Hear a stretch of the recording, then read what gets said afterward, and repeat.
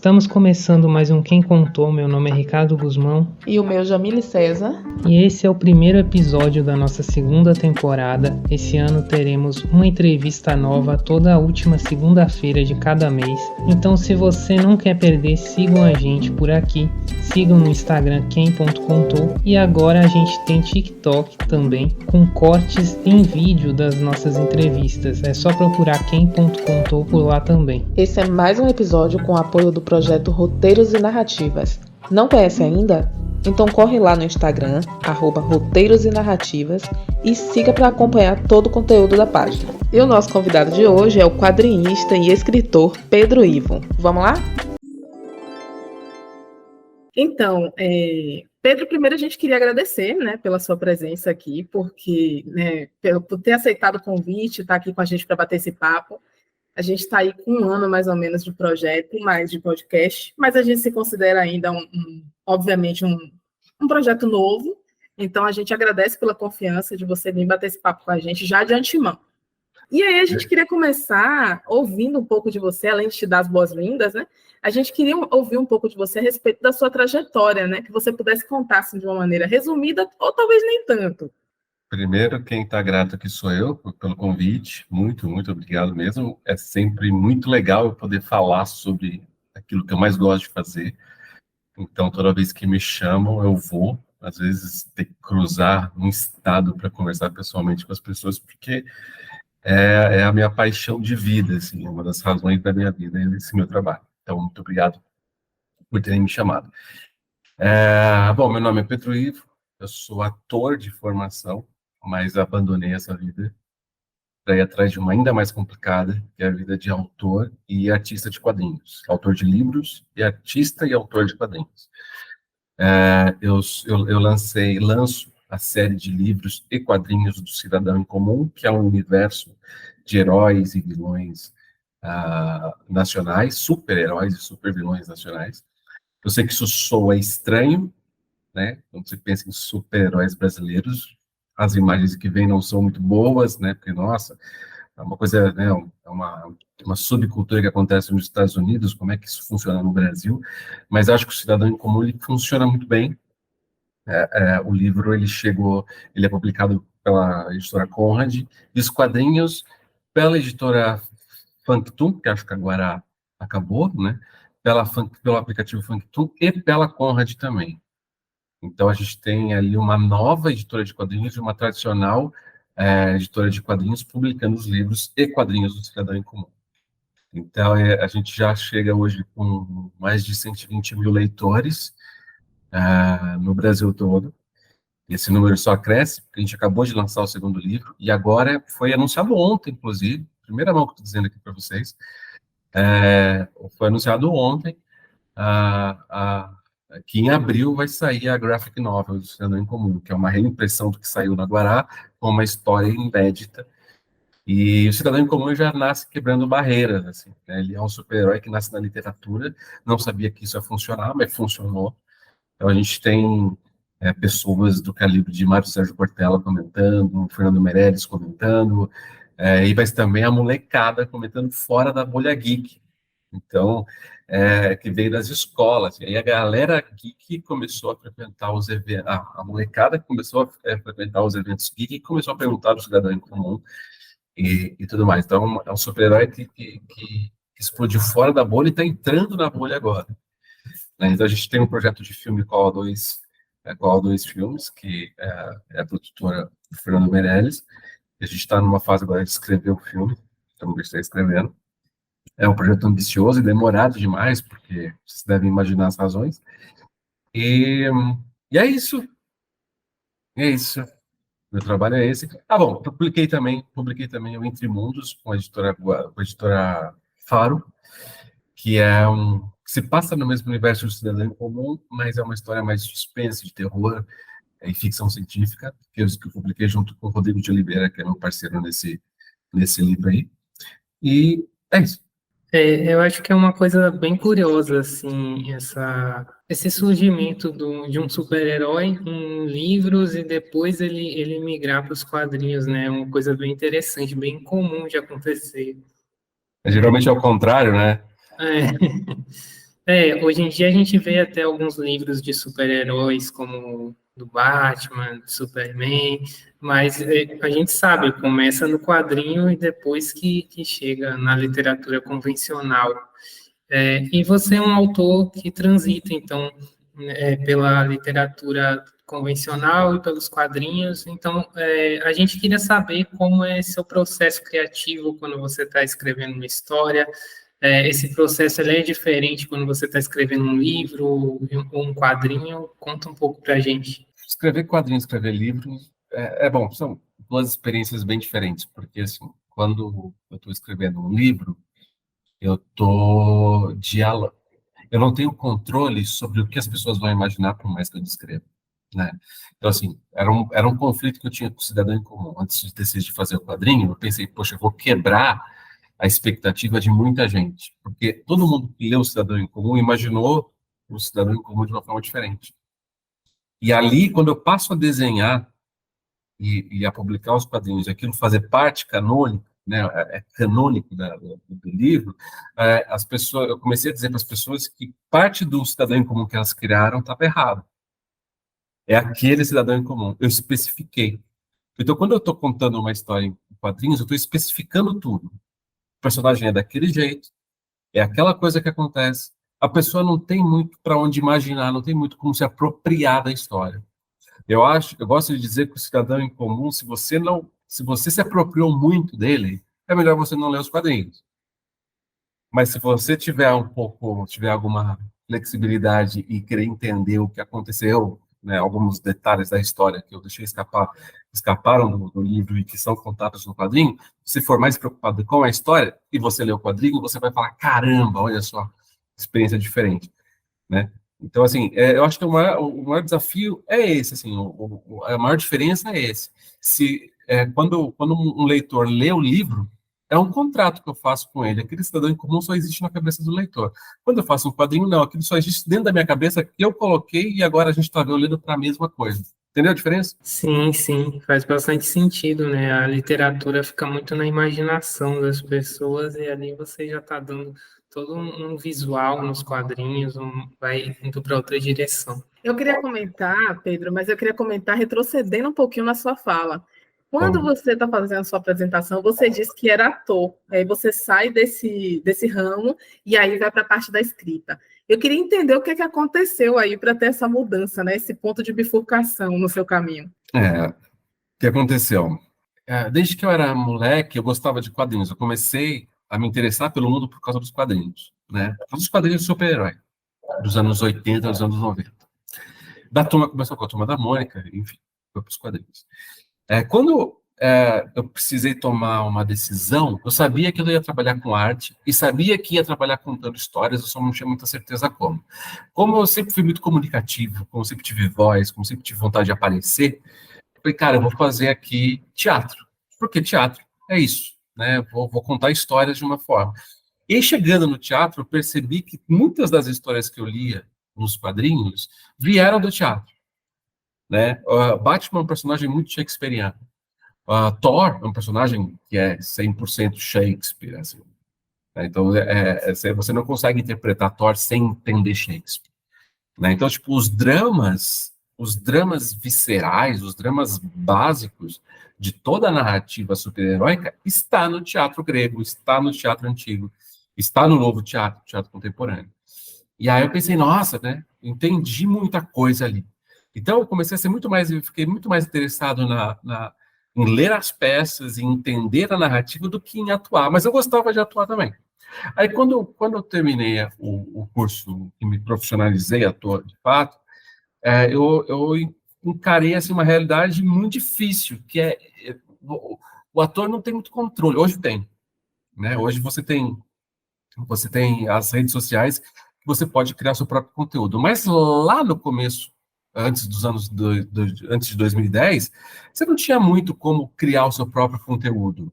Você até tinha, mas porque estava começando a estourar essa coisa do YouTube e tal. Mas eu não via como. Então eu não tinha como ter controle. Eu dependi controle da minha própria carreira. né? Eu não tinha como ter controle, sei lá, precisaria estar agenciado numa grande agência, eu precisaria fazer meu nome, só que você faz o seu nome como? Fazendo evento, fazendo um monte de coisa que eu não queria fazer. E aí eu entrei numa depressão muito grande. Então, foi a única vez que eu tive depressão na vida, foi nesse momento, que eu falei, cara, eu acho que eu não vou, né? E aí, assim, às vezes quando eu pegava um projeto legal para fazer, tinha um diretor meio mala, e existe uma disputa de ego muito grande, e o ator é sempre o elo mais fraco de qualquer obra. Ele é o cara que pode ser substituído, ele é o cara que não tem assinatura, ele é o cara que está ali, tipo, só dando a cara, mas sendo o menor, de menos importância. Eu falei, cara, eu quero controlar, eu quero contar as histórias que estão na minha cabeça, eu quero ter um pouco de poder planejar minha carreira baseada única e exclusivamente na minha competência, não na sorte, não em outra coisa. E aí eu comecei a produzir, aí como eu não, aí começaram a vir as ideias do Cidadão em Comum, do livro. Só que, assim, era para ser quadrinhos. Só que eu não tinha traço ainda, não estava bom para fazer o quadrinho desse porte. Eu comecei a escrever o livro como se eu fosse o personagem. E porque isso é um exercício do teatro. Quando te dão um personagem para fazer no teatro, um dos exercícios é você criar um diário pensando como personagem. E aí eu comecei a fazer isso, escrevendo em primeira pessoa e tal. Aí eu pensei, quando eu terminei, falei, cara, isso aqui dá um livro. E aí eu fui atrás, publiquei de forma independente, a Conrad se interessou, publiquei na Conrad, e aí o resto é o que a gente está vendo aqui. E aí minha carreira toda aconteceu por causa do Cidadão em Comum. Está vindo essa adaptação audiovisual do Cidadão em Comum, né? E já está rolando algumas informações por aí. A gente sabe que Fernando Meirelles, diretor de Cidade de Deus, está envolvido. Tem algumas informações também sobre elenco. Então, parece que é um projeto que está se movimentando, né? E você poderia contar um pouco para a gente como foi isso, de quem partiu a ideia de adaptar essa obra e falar um pouco suas expectativas também com relação a esse projeto? As expectativas, eu posso... Bom, como é que começou? Quando eu publiquei o livro, eu sempre eu trabalhei no mercado audiovisual em produtoras, né, não de cinema, mas de vídeo corporativo e tal. Então a gente se conhece, né? Eu sei quem trabalha na O2 e tal. E o Fernando Meirelles, ele é uma pessoa muito, muito aberta, ele não é uma pessoa fechada, né? Ele conseguiu o e-mail profissional dele. E aí eu falei, acabei de publicar aqui um livro de um super-herói brasileiro, você não quer conhecer? Porque eu acho que seria um bom filme. Mas eu fico pensando, né? Quantos e-mails esse cara não deve receber, né? Mas aí, beleza. Mandei. Ele respondeu, opa, manda aí. Respondeu, opa, manda aí. Eu mandei. Quando eu mandei, aí deu. Isso foi no final do ano, assim. Foi muito no final, foi no final do ano. Deu, tipo, uns 5, 6, 8 dias, um pouco mais de uma semana, talvez. Ele me retornou, falou, pô, que foda. Eu falei, é nada. Pô, vamos conversar. Vamos conversar. Aí virou o ano, acho que na primeira semana acho que de 2018, eu acho, fui conversar com ele. Só que assim, o projeto demorou a tomar corpo, porque o mercado audiovisual ele responde muito à temperatura do que está acontecendo nos streams, né? Tem os algoritmos hoje. Então, tipo, putz, eles vão investir em super-heróis nesse ano para poder lançar Dali 2, mas no ano seguinte não vão investir em super-heróis, mas vão reinvestir em super-heróis. Sabe? É um negócio meio maluco, é sazonal mesmo. E aí a gente foi amadurecendo com o passar dos anos, com o passar dos anos, o projeto.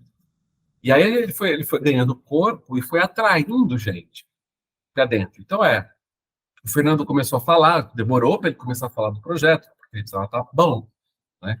E aí ele começou a falar, ele foi na CCXP falar sobre o Cidadão em Comum. Aí veio o Gabriel Leone, que é o ator que quer fazer o Calial, o Cidadão em Comum. Apareceu, aí veio o diretor, aí porque o Fernando Meirelles não vai dirigir, ele é produtor, né, desse projeto, veio o diretor. Então as coisas começaram a se organizar sozinhas, porque esse não é um projeto convencional, porque assusta. Um projeto grande de super-herói nacional nunca foi feito, né, gente? Não nesses moldes. A gente teve o Doutrinador, a gente vai ter agora o Overman, eu não sei qual é o tamanho do Overman, mas eu vi que é bem legal, mas só que ele é uma sátira, então a sátira ela se permite ser menor, né? Então, tem todas essas coisas. E a gente não, a gente quer fazer um filme legal, assim, que as pessoas olhem e falam, mano, isso aqui é muito legal, sabe? Quero fazer um negócio que a gente quer fazer um negócio que seja grandioso de ver. Então isso assusta um pouco. E aí agora a gente está numa fase de entender o valor disso a partir do roteiro pronto. Que aí Fernando Meirelles, o Deus, chega e fala, Pedro, escreve o roteiro do filme. Eu vou fazer o quê? Escrever o roteiro do filme. E é o que eu estou fazendo agora junto com o diretor. Ele está escrevendo o filme inteiro para poder entender agora tipo, quanto ele custa de fato para a galera olhar e falar, beleza, então acho que a gente... Essa questão de controle orçamentário, ela é muito vital para o projeto, assim, ela é muito importante. Né? Então eles não se arriscam tanto. Então foi assim, foi com um e-mail que ele me respondeu, e aí qual é a minha expectativa? Cara, eu quero fazer a coisa mais insana que eu puder. Eu e o diretor, que a gente fica, né? A gente, até o projeto ficar pronto, a gente é best friends, assim. Vai conversando, vai conversando, vai conversando. Tipo, a gente quer fazer uma coisa, o que a gente quer fazer nunca foi feito. Né? Senão, não vale a pena fazer. Porque eu gosto da ideia do live action, mas, cara, o Cidadão em Comum funcionaria muito melhor na animação. Né? E se for para fazer live action, tem que fazer uma coisa que nunca foi feita no Brasil, senão não vale a pena fazer. Então a gente está com essa mentalidade. Então a expectativa é essa. A partir do momento que dá o REC, começou a gravar, a gente vai tentar fazer o melhor filme que já existiu. Maravilha. Na primeira temporada do Quem Contou, a gente entrevistou aqui o Rafa Pinheiro, da Guará, e aí ele estava conversando um pouco com a gente sobre essa questão de adaptar quadrinhos para o cinema, e também expressou uma certa preocupação dele com relação ao gênero de super-herói, que muita gente já estava começando a achar que estava desgastado, isso em 2022. Aparentemente, esse discurso assim, sobre o gênero de super-herói estar desgastado aumentou bastante em 2023. O que você pensa sobre isso? Eu acho que não é o gênero que está desgastado. Os super-heróis, eles têm história, que não tem toneladas de histórias incríveis que não foram contadas ainda. Né, imagina, um Batman, né, o Batman ele tem, sei lá quantos anos, 70, 80 anos de história. Então, você tem clássicos ali, Superman tem clássicos, você tem personagens que não foram explorados, como Lanterna Verde. E esses personagens, eles trazem tipos de histórias que não foram contadas ainda. Então, o problema não é o gênero. O que eu acho é que houve uma overdose. Né? Se a gente estava, sei lá, há 10 anos atrás, imaginando um filme da Liga da Justiça, cara, a gente estava, velho, cara, imagina um filme da Liga da Justiça. Que coisa. Né? Hoje em dia, né, a gente olha e fala, pô, né, o que vem de novo agora? Então, assim, eu acho que houve uma overdose, e assim, e a qualidade caiu muito, né? Porque, assim, os quadrinhos, os filmes, você tem as histórias triviais dos quadrinhos, que são aquelas que saem mensalmente, que a gente, né, eu não tenho mais tempo de ler e tal, e você tem as histórias clássicas, aquelas que quando chegam marcam a história, redefinem o personagem, sabe, que nem o Gárgula de Gotham, que foi agora do brasileiro, do Grampá, que saiu, ele repensou o Batman de uma maneira muito original. Então, quer dizer, a gente tem histórias muito legais, mas eu acho que elas precisam ser feitas com cuidado. Eu não quero, tipo, é uma coisa né,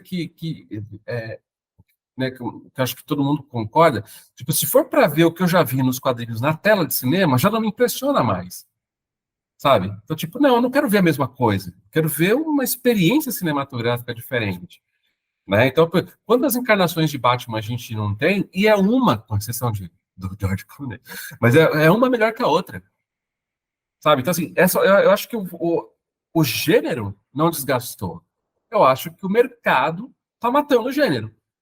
O que a Marvel fez é um sacrilégio. Ao mesmo tempo que ela levou a régua lá em cima, né, até o último dos Vingadores, aquilo ali foi, cara, o que foi aqueles Endgame? Cara, tipo, eu nunca senti aquilo no cinema na minha vida. 10 anos investindo, me arrepiou de novo, assim, só de lembrar, cara. E como é que cai daquele jeito? Né? com esse negócio, tipo, não, vamos entregar 3 filmes por ano e 2 séries por ano. Não precisa. Não precisa entregar tudo isso. Faz um filme, faz 2 bem feitos, faz uma série bem... Sabe, mantém o público com vontade. Né? Se você pegar...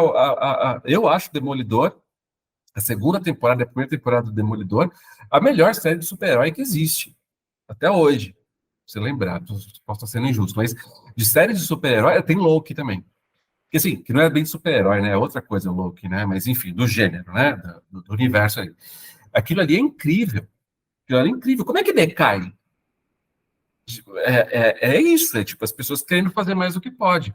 Então eu acho que essa crise que está acontecendo hoje na Marvel e no mercado todo se dá pelo excesso, não pelo formato. Sabe? Então, tipo, a gente vai ter histórias incríveis para contar dos super-heróis ainda, e eu acho que ainda vai ter.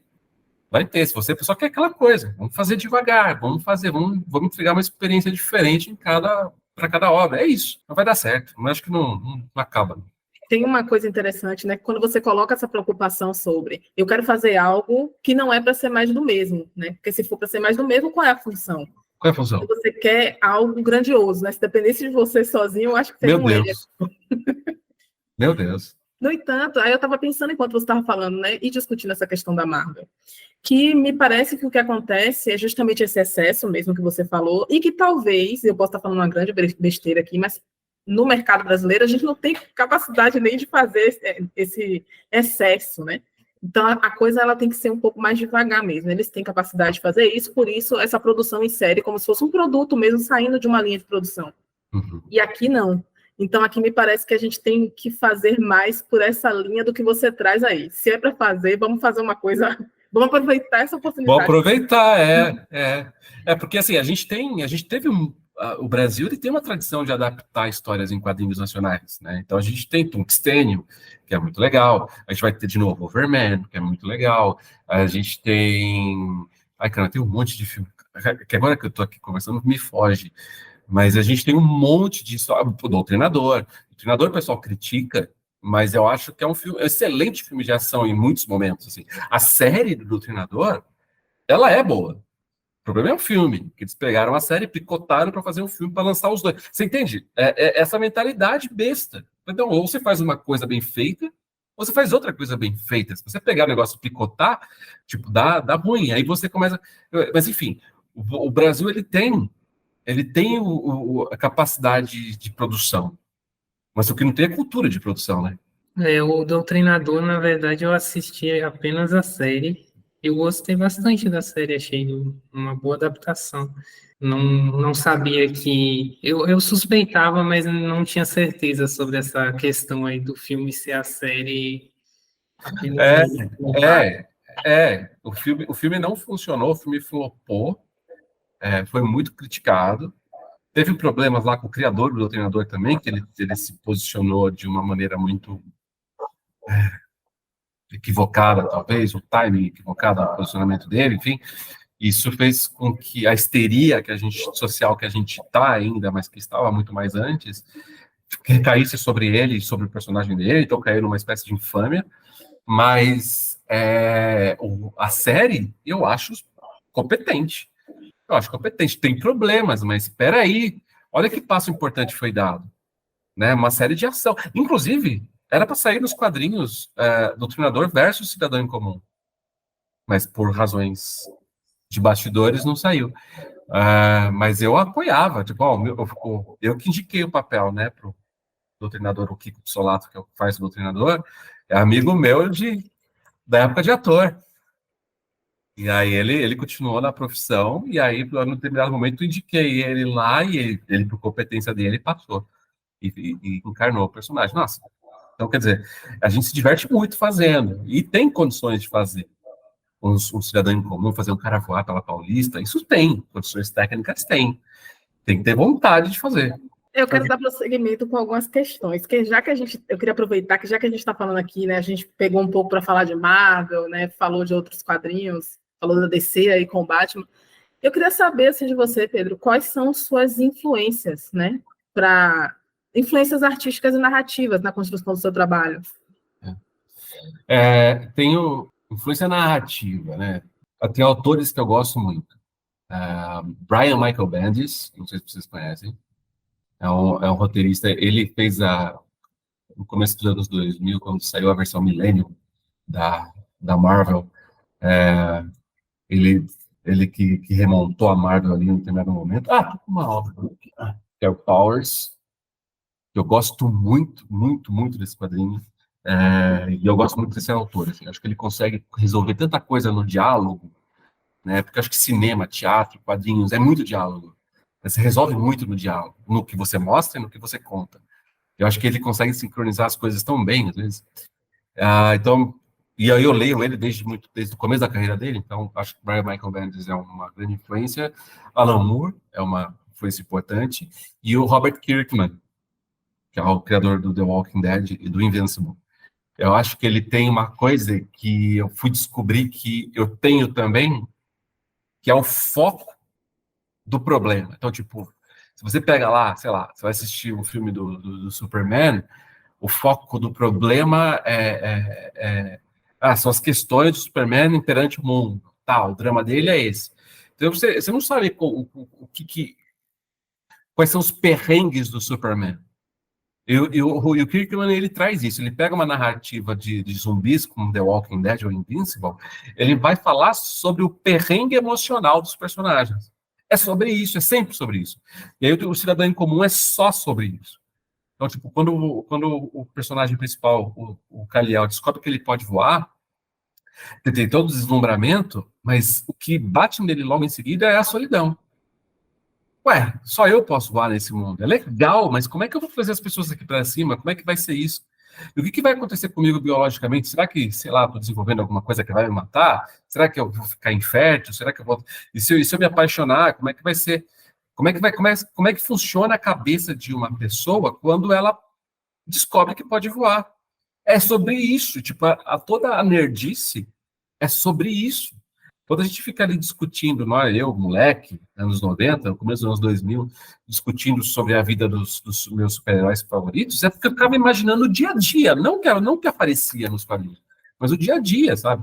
Tipo, como é que o Superman, que pode ler tudo numa velocidade tão grande, e tem uma super inteligência, se veste daquele jeito e faz o que faz? Ele pode fazer melhor, ele pode fazer mais, né? Então, por que não faz? Então, tipo, essa que é essas preocupações, quando o autor traz, você fala, caramba, ele está subvertendo o gênero, sabe? Ele tá fazendo eu pensar diferente e tal. Então, o Robert Kirkman faz isso, o Brian Michael Bendis faz isso, o Alan Moore faz bastante isso, mas o Alan Moore ele vai com uma pegada é, é, mais europeia mesmo, assim. E, e essas são as minhas principais influências. Fora isso, desenhistas, Todd McFarlane, não pelo traço, mas pelo que ele fez com o Spawn, ele criou, eu acho que para mim foi o último super-herói original, que é o Spawn, e mesmo assim ele é Spawn é uma cópia de vários super-heróis, e Michael Jackson. Acho que artisticamente Michael Jackson me influenciou mais do que todo mundo junto. É louco, né? Mas se você pegar a roupa do Cidadão em Comum, por exemplo, ela não é inspirada em nenhum super-herói, ela é inspirada no Jamiroquai, que é um músico que eu gosto dos anos 90 também, e é aquela coisa a, a roupa, a jaqueta Adidas azul aqui em cima, uma coisa preta na cabeça, uma calça larga e uma botina. É isso. Então todos os meus super-heróis vestem roupas normais numa composição da hora. Mas essa inspiração, ela é só estética ou vai mais além, né? Você falou do Michael Jackson, do Jamiroquai. Ela vai mais além da estética, essa inspiração?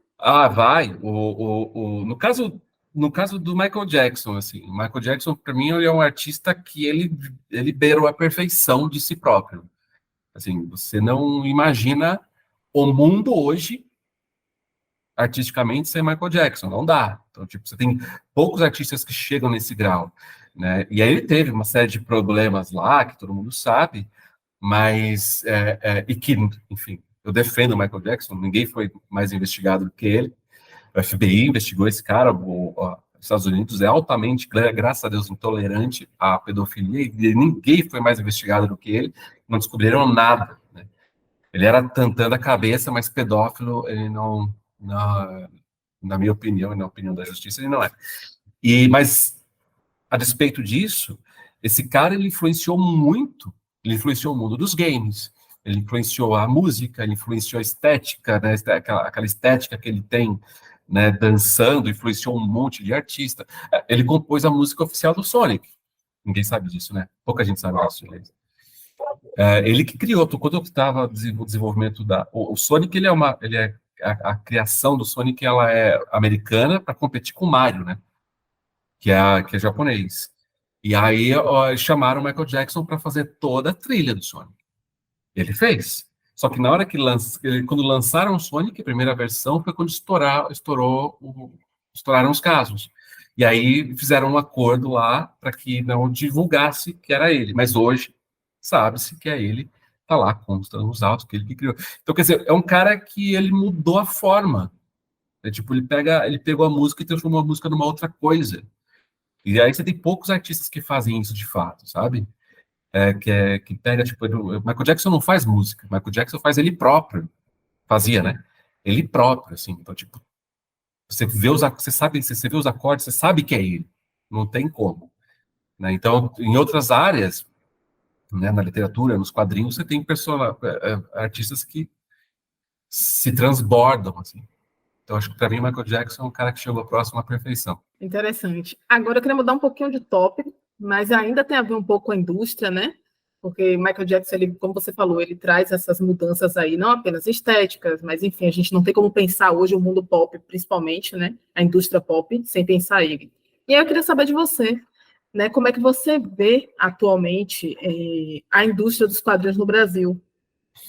Cara, a gente está numa fase muito boa, eu acho, porque você tem hoje possibilidades você tem eventos, muitos eventos, né? Então, com a chegada da CCXP aqui, parece que veio uma avalanche, as pessoas entenderam que dá para fazer eventos e que eventos funcionam, né? Eu não gosto tanto de eventos, mas eu vou nos que me chamam e nos que eu tenho que ir. Me divirto muito. E hoje você consegue pegar o seu quadrinho, jogar na internet e fazer dinheiro com ele. Eu, por exemplo, lá no começo, cara, foi em 2010, 2011, 2012, eu publicava minhas tirinhas no Facebook, a João Tex me chamou para fazer tirinhas sobre relacionamento. Depois a Bozano me chamou para fazer uma tirinha lá do especial de desodorante deles. E aí eu comecei a entender que eu não precisava publicar fisicamente meu quadrinho para poder vender. Não, precisava que mais pessoas acessassem, e isso aumentava o valor dele e do meu trabalho.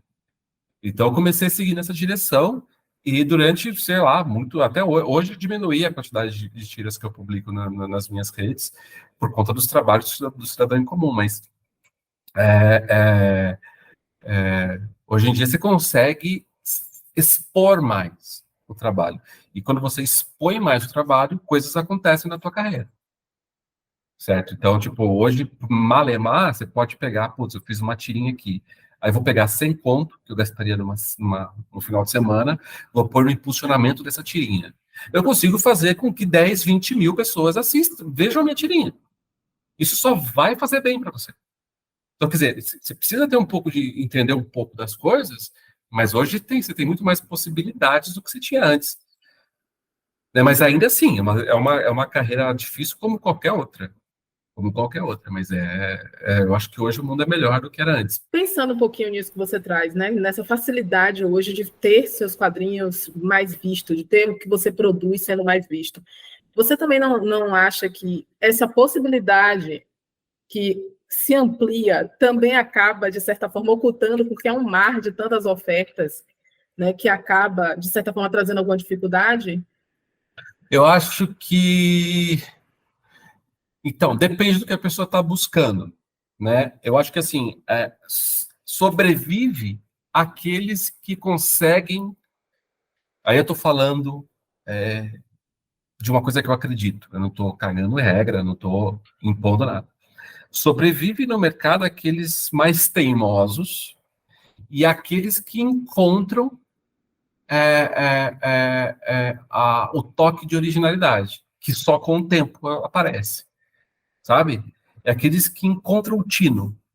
Aqueles que encontram o tino dialoga com as pessoas, com uma determinada parcela da população, e essa pessoa tem mais chance. Então, assim, eu acho que você tem muita gente fazendo, só que pouca gente fazendo bem.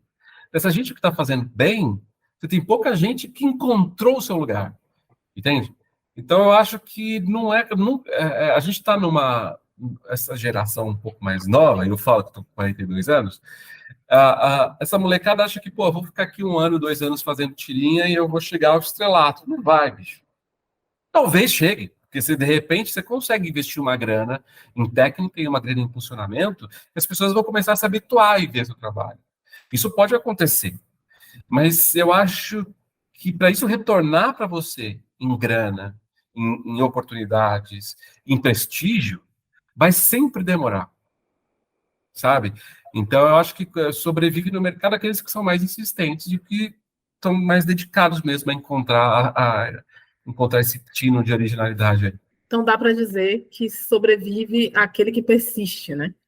Sempre, em tudo, de todas as O maneiras. sucesso não vai vir rápido. Não, o bom sucesso não vem rápido. E é bom que demore, porque a pessoa precisa amadurecer, sabe? Eu vejo muita gente, tipo, você vê uma molecada, que é assim, mano, cara, né, eu vou nos eventos de quadrinho, você vê uma gente muito preocupada em ser influencer de quadrinhos, em começar a querer dar aula com 15, 16 anos e fazendo uns desenhos que são incríveis, mas você fala, mano, essa é a forma, mas o que você tem para contar? Né? Então, tipo, desenhar bem é muito legal, mas não é sobre desenhar bem só. É sobre o que você está contando. Como é que você vai pegar o que está na tua cabeça e colocar na cabeça de milhares de pessoas? Tipo, o desafio é esse, desenhar um cavalo com a anatomia perfeita, basta olhar para um cavalo e você vai treinar e daqui a pouco você consegue. Agora, como é que você vai tocar as pessoas? Eu acho que isso que o teatro me ensinou e que eu acho que essa preocupação que o teatro me traz, que eu acho que é importante. Tipo, não é sobre eu ser um quadrinista famoso. Não pode ser sobre isso a vida, o meu esforço. Não quero que as pessoas olhem para mim e falem, pô, Pedro, não, eu quero que as pessoas falem, pô, me emocionei com aquela tirinha. Pô, cidadão em comum, que nem o que eu mais recebo, né? Porque é o que mais tá em voga. Pô, cidadão em comum me fez voltar a ler livros. Cara, é fantástico isso. Então é um impacto artístico. Qual é o impacto artístico que você quer causar no mundo? Né? Tipo, a técnica vem depois, mas o que você quer fazer? Né? Eu acho que fugi aqui, mas é isso. Faz parte. Eu queria te perguntar, assim, qual é a mensagem que você gostaria de transmitir para as pessoas? Você fala nisso, né? Que tem a forma e tem o conteúdo. Então, tem uma mensagem, é isso que importa. E aí, qual é a mensagem ou as mensagens, né? Porque não precisa ser uma, que você gostaria de transmitir com o seu trabalho para as pessoas? Eu acho que a mensagem é quase sempre a mesma. Tá todo mundo perdido. Ninguém sabe o que tá rolando. A gente tem tanta coisa aqui dentro que não... né? A gente tá aqui na era a gente tá só era da informação, agora a gente tá na era da pós-verdade, agora sei lá que era que a gente tá, mas as perguntas continuam as mesmas. A gente não sabe. E aí toda a minha obra é sobre isso, sobre um cara que, o cara que descobre que tem poderes, que vai querer ser um super-herói e descobre que não é isso. Depois ele vai tentar outra coisa e descobre que não é aquilo. Quem sou eu nessa parada? E o normal é não saber, sabe? Então, tipo, a gente tá nesse mundo do TikTok, nesse mundo das redes sociais, que, tipo, não, olha, 5 passos para isso. Então, tipo, não, sabe, resolva esse problema. Eu tenho a solução. Não tem. Não tem, não existe. Se tivesse uma solução de fato, a gente saberia. Mas não tem. Então, a gente não tem as soluções para os problemas existenciais da gente. O que a gente tem é a possibilidade de viver de maneira mais ou menos equilibrada, para aos poucos entender. Aí quando entende, morre. Beleza, entendeu? Mas até lá a gente se divertiu e se descobriu muita coisa. Então, eu acho que essa é a mensagem que eu procuro deixar. Tipo, a realidade sempre vai se impor. E aí parece que a realidade sempre quer dizer alguma coisa que a gente não está conseguindo entender. Eu acho que é essa a grande coisa que eu conto com as minhas histórias. Então, tipo, a realidade sempre vai para um lugar. As histórias sempre vão para um caminho inesperado. O cara decide ser um super-herói e ele vai enfrentar o mundo real. E o mundo real, ser o super-herói, a lá USA. no Brasil real, você tá lascado. Você tá errado. Justiça não é isso. Justiça não é o que o Batman faz. Isso não é justiça. Isso é outra coisa, né? E aí aí o personagem vai sentir isso na pele. Então também o Cidadão em Comum, ele é um universo de heróis e vilões nacionais, mas ele é uma crítica pesada ao universo de super-heróis e ao fã que olha para um Batman e fala, pô, esse cara me representa. Não, você tá equivocado, velho. Você ainda não viveu o suficiente. E quais foram os maiores desafios assim que você sentiu na carreira como quadrinista e que hoje em dia pode se mostrar também como desafios para novos quadrinistas? Cara, eu tive muito problema de autoconfiança no começo, né? Eu sabia que eu estava entrando num lugar onde você já tinha alguns medalhões, né? Caras que são muito pesados. E eu sabia que, no meu caso, ninguém ia apoiar o universo de heróis nacional realista, né? Dramaticamente realista. Então, assim, eu me senti sozinho durante boa parte do tempo. Tive uma dificuldade muito grande de conseguir parceiros, tanto que não consegui, né? De pessoas que acreditassem nesse projeto.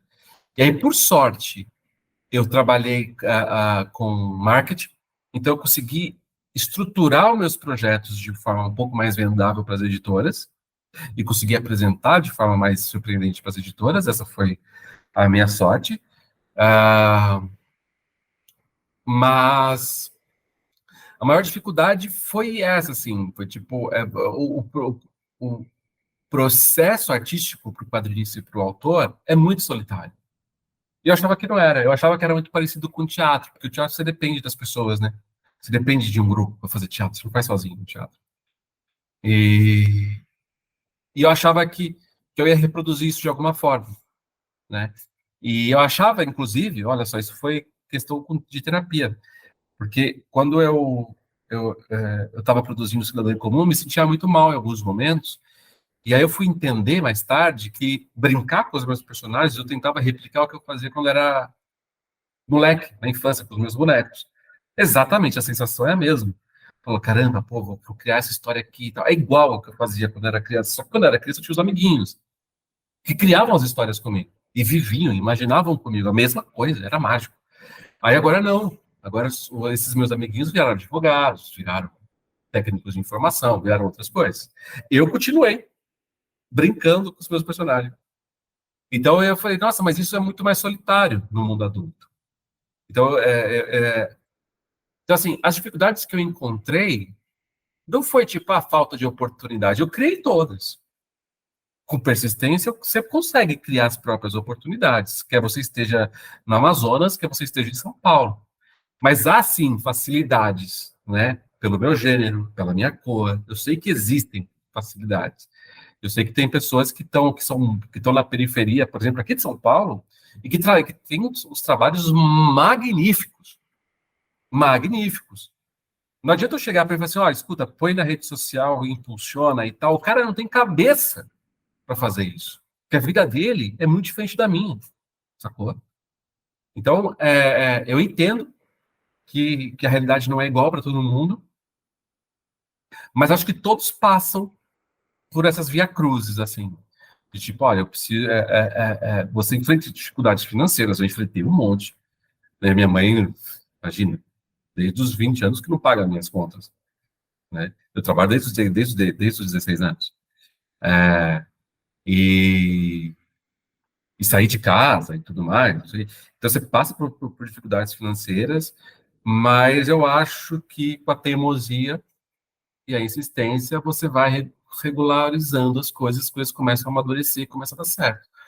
Eu converso com algumas artistas mulheres, amigas, que contam a mesma história que a minha, sabe? Então, acho que todo mundo passa por um processo mais ou menos doloroso, mas é sempre doloroso. Não dá para listar as dificuldades certinhas, assim. Cada um passa uma, né? Pensando assim que muita coisa assim impactou recentemente o universo da indústria dos quadrinhos. A gente sabe que tem muita coisa rolando por aí, desde inteligência artificial tirando o sono dos artistas, como também plataformas como o Webtoons, que tem revolucionado a maneira como muita gente consome quadrinhos no mundo. Como você vê tudo isso? Eu vejo que o mundo muda. E se a gente não muda, a gente fica para trás. Eu, por exemplo, não uso papel. Eu não uso papel, desenho direto tem um tabletzão aqui que não dá para ver, mas tem um tabletzão aqui, eu desenho aqui direto. E desde que eu descobri a mesa digitalizadora, eu nunca mais desenhei no papel, por exemplo. Então, não é que vai desvalorizar o trabalho no papel, de jeito nenhum. Acontece que se eu tiver que atender uma demanda alta e a minha expectativa é sempre atender uma demanda alta, eu vou ter que simplificar a forma de trabalho. Então, eu vou ter que me atualizar. Aí aparece a inteligência artificial fazendo o trabalho do artista. Cara, seguinte, eu não sou contra, o que eu sou contra é a inteligência artificial ocupar o mesmo espaço do trabalho feito à mão. Então, na mesma, sei lá, na mesma competição. Não, né? O trabalho feito à mão segue parâmetros tais e o trabalho de inteligência artificial segue outros. Mas eu acho que vai continuar, é uma realidade, a IA é uma realidade, vai ocupar cada vez mais espaço e vamos ficar de boa com isso. Vamos entender e aproveitar esses recursos. Eu acho, né, um pouco de hipocrisia, assim, tipo, eu sou artista, não gosto que use inteligência artificial. Ah, a inteligência artificial vai ocupar espaço de artistas. Meu amigo, me desculpa, vai. Então é a mesma coisa quando Gutenberg inventou a impressora. Os caras que escreviam todos os livros falaram assim: mas agora é isso. Agora você tá atrás, você que ser adiante. Então eu acho que é uma questão de entender. A inteligência artificial ela vai eliminar o problema do processo. Ela vai resolver todos os problemas de processo. Mas se mesmo assim você quiser trabalhos feitos à mão, será à mão. A inteligência artificial não vai criar o cidadão em comum. Quem criou fui eu. Sacou? Agora, se ela fala assim, puta, ó, saiu um programa aqui para desenhar o cidadão em comum muito melhor. Putz, vou usar. Eu acho que a gente vai fazer tudo filme em inteligência artificial logo, logo. Não vai precisar de uma mega estrutura milionária. Você acha que eu não vou aproveitar? Chegar e falar assim, bom, vamos lá, vou estudar aqui para fazer o meu próprio filme aqui no meu computador de boas. Então, quer dizer, é isso. Os processos vão ser eliminados, que vai resolver os processos, a inteligência artificial vai ficar o encargo, a cargo do artista ainda a criação. Eu falo muito, gente, desculpa. Não, tá ótimo. A gente adora que fale muito mesmo. Na verdade, eu acho que ao longo da sua fala, Pedro, meio que já ficou diluído isso aí para a galera ir captando algumas coisas que podem servir como conselho, né, para quem está querendo começar, enfim, nesse ramo. Mas eu queria que você colocasse, assim, talvez de uma forma mais clara, né, quais são os conselhos, né, que você daria para quem está querendo começar a carreira como quadrinista? Bom, estuda. Eu sou o que chamam de artista intuitivo. Eu nunca fiz aula, mas eu treino muito, eu observo muito, eu fico ali e acompanho muitos professores. Eu ouço muito o que eles dizem. Caras como Rafa Pinheiro são vitais para esse mercado, o Rafa Fernandes também, que é o editor da Draco, o Cassius Medawar, que é editor da Conrad. Ouça sempre quem manja, mas só ouça quem manja. Acho que esse é o meu principal conselho. Então, o artista é um cabra muito carente. Então, ele faz um desenho aqui, ele vai perguntar para o Zé Antônio da esquina, o que ele achou? Ah, putz, não gostei. E ele vai acreditar no Zé Antônio da esquina, sabe? Então, tipo, não, você tem que perguntar e conversar com pessoas que entendem sobre aquilo que você quer entender. Acho que esse é o meu principal conselho. Não busque a aprovação de ninguém. Você não precisa da aprovação de ninguém para fazer.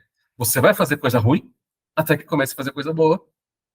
E aproveite o processo, aprenda, faça amigos, seja ético, porque eu acho que a ética, ela é, cara, 40% da sua, vai sustentar você.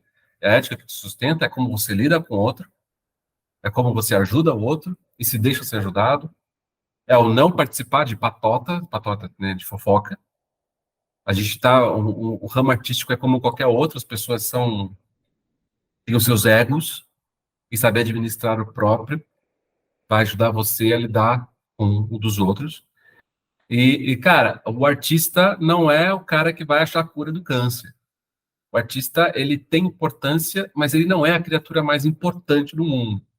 Então, coloque-se no seu lugar de servidor, de profissional, de alguém que está fazendo algo para o outro. E esse algo tem valor. Esse valor não é, né, varia conforme a época de vida que você está, mas você é um profissional acima de tudo. Coloca isso, né? É o que eu falo para a molecada. Assim, cara, ser artista é da hora. Bancar o artista é legal. Você tatua o braço, você deixa o cabelo crescer, você tem permissão para ser você de uma forma diferente que um burocrata tem, por exemplo. Mas a responsabilidade, a disciplina e o esforço tem que ser militar. Senão você não sobrevive na profissão. Essa é a minha opinião. Maravilhoso. Bom, então, nesse caso, resta agradecer novamente, né, Pedro, pela sua disponibilidade de estar aqui, bater esse papo gostoso com a gente, né, de trazer essas informações, de dar esses conselhos aí para a galera. Mais uma vez, o agradecimento ele vem também pela confiança, né? Você trouxe uma coisa muito legal, que é essa questão de ser ético, né? É algo aí de uma rede de apoio, de certa forma, de dar algo para o outro, né? E em algum momento esse outro também te dá algo. Então, assim, a gente queria agradecer pelo que você deu para a gente hoje aqui, que é um pouco do seu tempo, um pouco da sua disposição para falar. Muito obrigada mesmo. Imagina, obrigado. Me chamem de novo. Eu sempre participo. Pedro, muito obrigado. Se você também quiser deixar arrobas, algo que você queira divulgar. Bom, fiquem atentos. Entre abril e maio, vai sair o quadrinho do Cidadão em Comum. Já está na Amazon, está na livraria digital da Conrad e nas principais livrarias físicas também, Cidadão em Comum 1 e 2, Cidadão em Comum e Cidadão em Comum Surreal. Tem o meu livro Entre Mundos, também, que também está nas livrarias, acha fácil. E minha arroba eu uso mais no Instagram mesmo, que é Pedro Ivo, B de bola, _. Massa, a gente vai colocar também essas informações na descrição do episódio. Beleza.